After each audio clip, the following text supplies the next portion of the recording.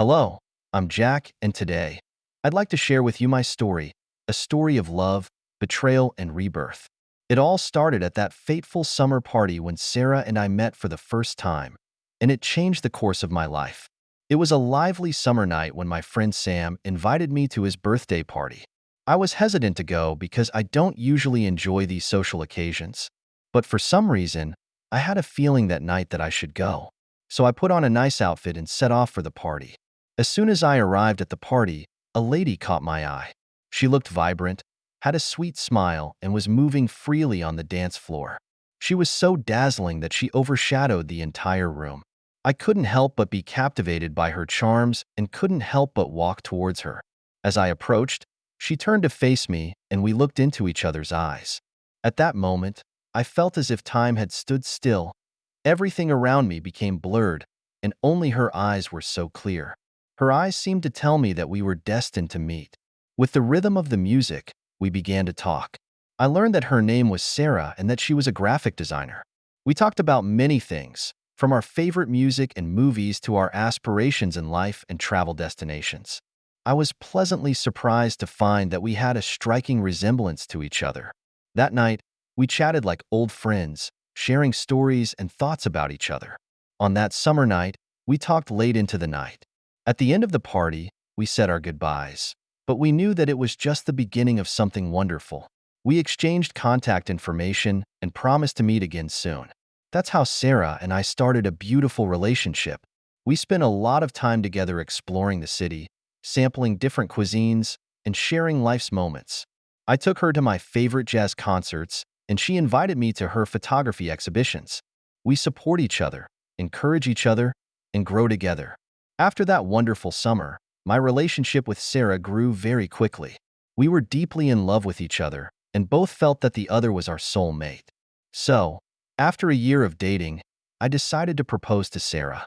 I prepared everything carefully, and at the place where we first met, in the presence of my friends, I got down on one knee and presented her with the ring. Sarah said, "I do," with tears in her eyes, and all the friends around us cheered. Our wedding was held on a sunny day. On that day, the sunrise reflected Sarah's white wedding dress. Her smile was bright and beautiful. With the blessing of our friends and family, we made a vow to be together for the rest of our lives. The wedding scene was filled with happiness and warmth. Parents cried tears of joy, and friends hugged and celebrated together. At that moment, I felt incredibly lucky and satisfied because I had found my true love and started a brand new chapter in my life. After our wedding, Sarah and I started our sweet married life. We bought a small house on the outskirts of the city and took care of it ourselves. On weekends, we would explore the city together, looking for hidden gems and attractions. We found a hidden craft store with chic decorations and a century-old tree in a small park that became our secret picnic spot. Each day was filled with laughter, and we made many wonderful memories. In order to give Sarah peace of mind at home, I decided to become the breadwinner of the family so that she could be a full-time wife.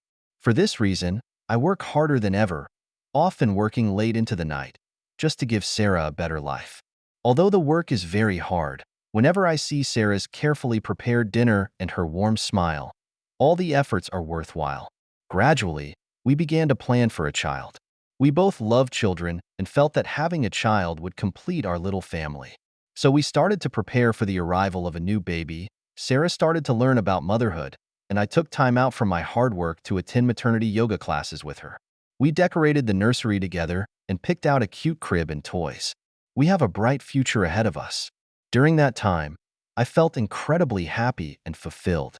I had a loving wife, a career, and a baby on the way. Every morning when I woke up and saw Sarah sleeping peacefully beside me, I was thankful for what God had given me. I thought this happiness would last forever.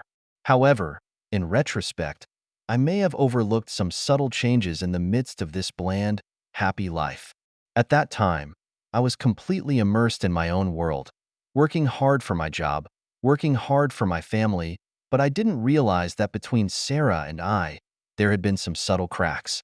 As time passed, I gradually realized that Sarah had begun to change. She used to have a big smile and love in her eyes.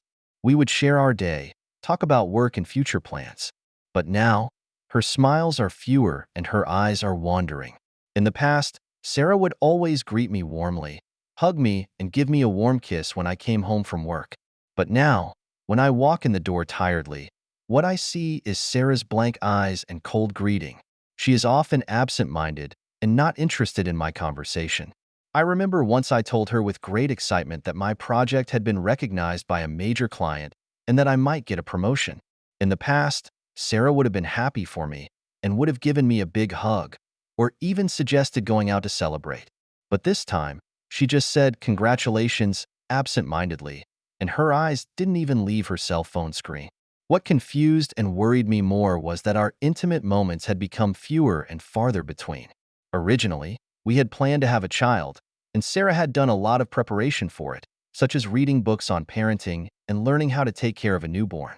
But now, she doesn't talk about it at all, as if she has completely forgotten about our plan.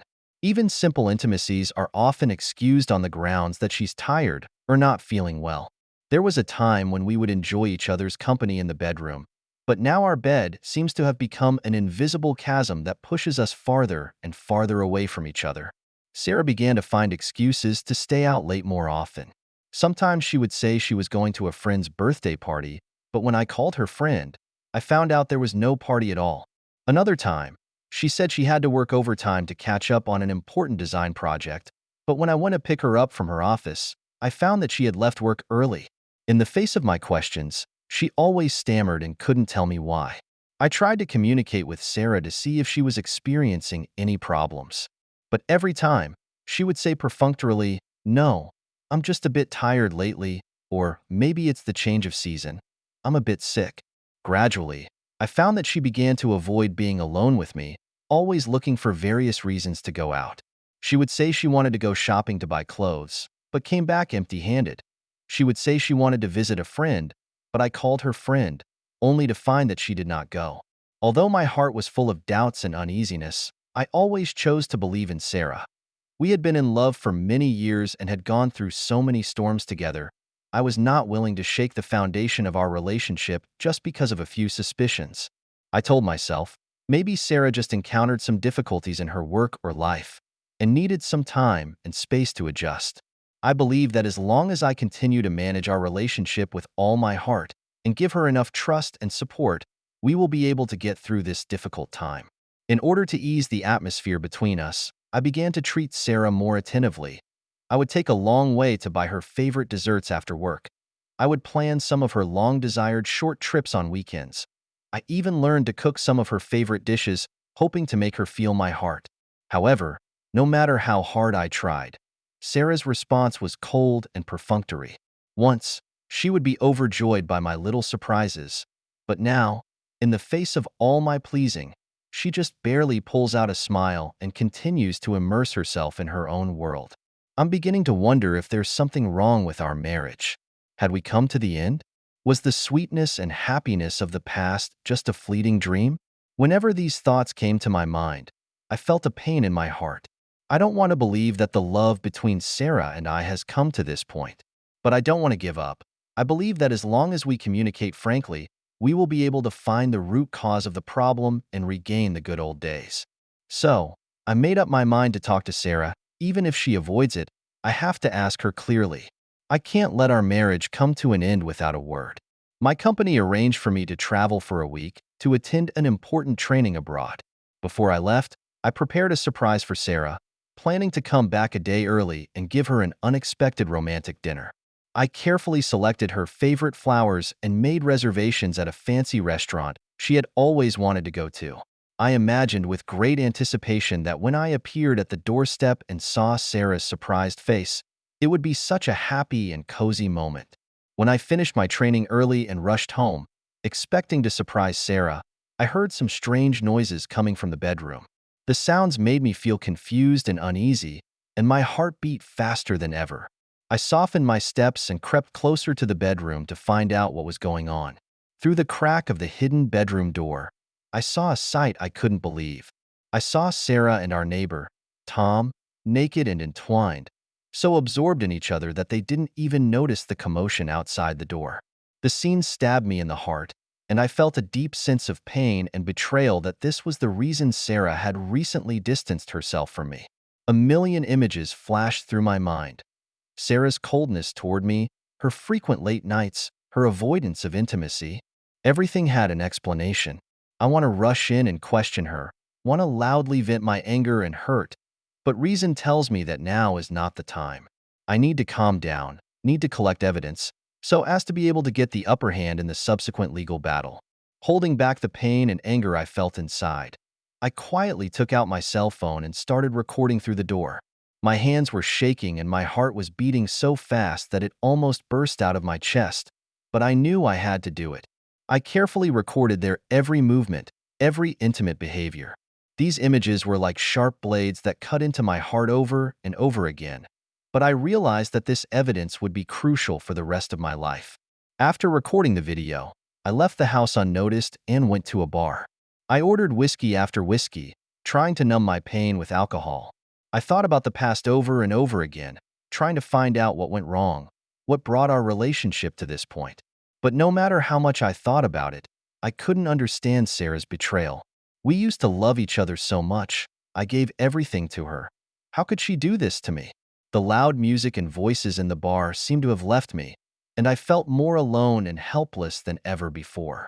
I didn't know how to deal with it all, how to move on with my life. I remembered our wedding vows and the bright future we had planned for our children, but all of that had become nothing, nothing at all. I think back to Tom, our neighbor, a seemingly friendly man. We'd invited him over for dinner, watched football games together, even discussed our children's education. I never imagined that he would be the third party in my marriage, the accomplice to Sarah's betrayal. I felt sick and desperate to be betrayed by the two people I trusted the most. Alcohol gradually numbed my nerves, but the trauma inside me became clearer and clearer. I knew I needed to do something, to fight for my future. I couldn't let Sarah's betrayal ruin my life. I couldn't let her take everything away from us so easily. After that heartbreaking night, I was filled with pain and anger.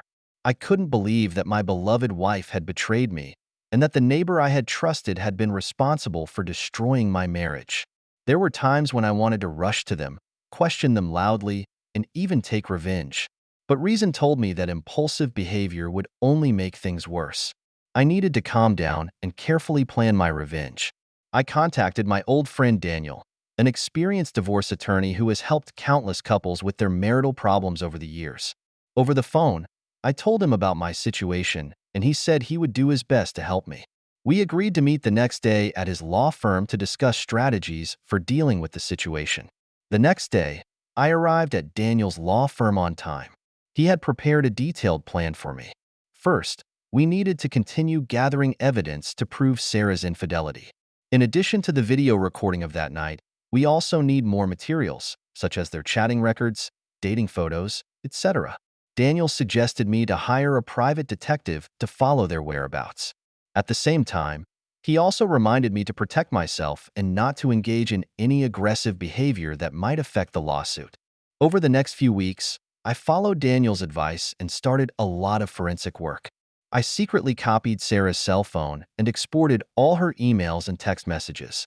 I also installed bugs and GPS trackers at home and in Sarah's car to keep track of her whereabouts. The private investigator also sent me a large number of photos and videos, clearly recording the process of Sarah and Tom's rendezvous. My heart was broken by these disgusting images, but I knew they would be a powerful weapon for me in court. At the same time as the deposition, I began to prepare for the divorce proceedings, and Daniel helped me draft a detailed divorce plan that outlined my requirements. Our joint assets included a $1.5 million house, 2 cars totaling $100,000, and $500,000 in stocks and funds. I intend to claim ownership of the house, one of the 2 cars, and 60% of the stocks and funds.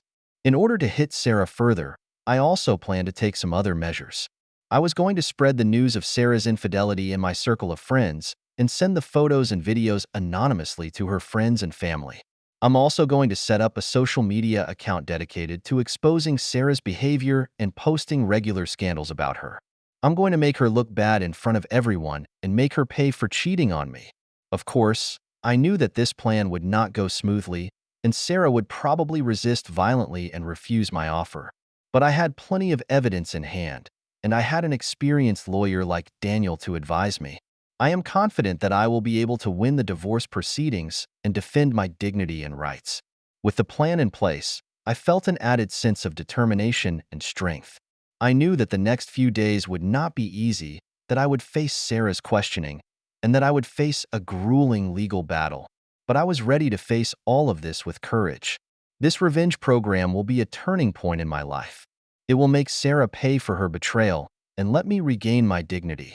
A few days later, when Sarah's infidelity had become an open secret, I decided to make it official. That night, I sat in the living room, waiting for Sarah to come home. When she walked in the door and saw the cold look on my face, she seemed to realize something. I told her point blank that I knew about her and Tom and had hard evidence. I showed her the photos and videos, and her face turned pale. Sarah couldn't argue with the hard evidence. She tried to explain that she was just confused, but I didn't want to listen to her defense. I told her that I had decided to get a divorce and had already discussed all the details with my lawyer. Sarah seemed to want to struggle, but in the face of my firm attitude, she finally gave in. With Daniel's help, I quickly initiated divorce proceedings, and Daniel submitted all the evidence to the court, including videos, photos, chat logs, etc. He also attached a detailed divorce agreement, which set out all my demands.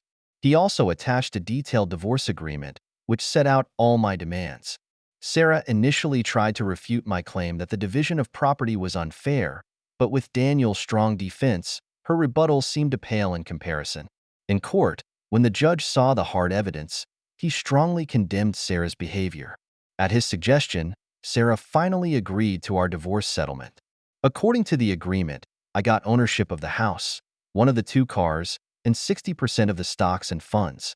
After the divorce, Sarah paid a heavy price for her infidelity. Not only did she lose most of her assets, more importantly, she lost her reputation in front of her friends and family. No one wanted to trust her anymore, and her social circle almost collapsed. She had to move out of our city and start over in a strange place. I've heard that she's also having trouble getting a foothold in her new environment, and her history of infidelity seems to be a lingering nightmare that affects her in every way. I, on the other hand, felt a sense of relief at the end of the divorce proceedings. Although I had lost my wife, I had defended my honor, and I had not let Sarah's betrayal break me. I went back to work and worked hard to expand my career. My hard work paid off, and I was soon promoted to the top of the company. To start a new life, I decided to move to a new city and bought a brand new apartment. I started trying things I had never tried before. I signed up for a month-long adventure trip to the African savannah to see wildlife up close. The experience was exhilarating, and I felt like I had rediscovered the meaning of life. I also started to pay more attention to my health and appearance. I signed up for a gym and worked out every day.